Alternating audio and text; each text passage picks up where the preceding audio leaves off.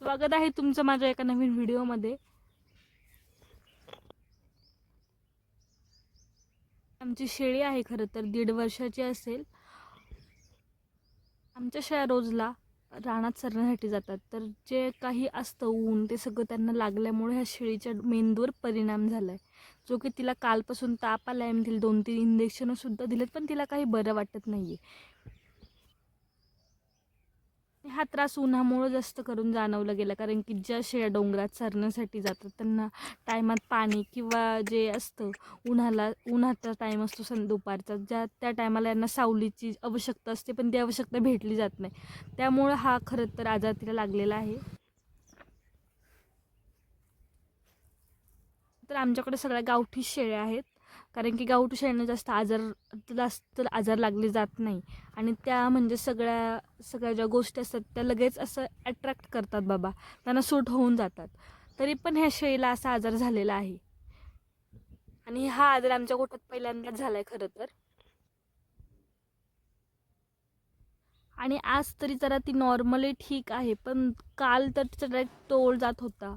म्हणजे तिला बसण्याची सुद्धा असं बसता सुद्धा येत नाही आहे। परत खाणं पिणं बंद केलं आहे, पाणी जास्त पित नाही आहे। काल ताप आला होता, 2 ते 3 इंजेक्शन आम्ही दिली, तरी पण तिला अजून काही बरं वाटत नाही आहे। प्लस तुम्ही बघू शकता आमच्याकडे किती शेळ्या आहेत, थोड्या कमी 50 शेळ्या आहेत आमच्याकडे। 2 ते 3 कमी असतील फक्त शेळ्या 50 शेळ्यांना। त्या शेळ्यांना एवढं मेंटेन करून सुद्धा म्हणजे त्यांना जो आजार लागायचा तो लागतोच। पावसाळा संपला, पावसाळ्यात येतात बाबा निमोनिया, हे ठीक आजार येतात, पण जे आत्ता त्यांचं जास्त हे नाही येत, ते पण शेळ्यांना आजार लागतात। म्हणजे नक्की हा काय प्रॉब्लेम आहे हे समजून आलं नाही। आमच्याकडे सगळा डोंगरी भाग असल्यामुळे आम्हाला शेळ्या डोंगरात चारा न्यावं लागतं, कारण की आमच्याकडे जमीन कमी असल्यामुळे, आणि आमच्या गाया आहेत स्वतःच्या।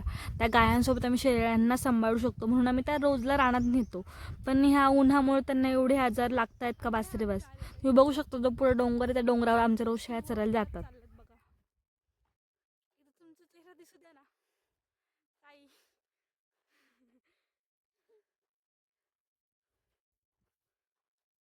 आणि जी आमची बकरं असतात ती आम्हाला रानात घेऊन जाता येत नाही, कारण की जास्त करून वाघाची पण भीती सुटली आहे, त्यामुळे आम्हाला ती रोजला घरीच ठेवावी लागतात। हां, आणि आमची ही जी बकरं आहेत ती आम्हाला रोज घरीच ठेवावं लागतं, त्याच्यामुळे त्यांचा तर काय प्रश्न येत नाही जास्त आजारी पडण्याचा।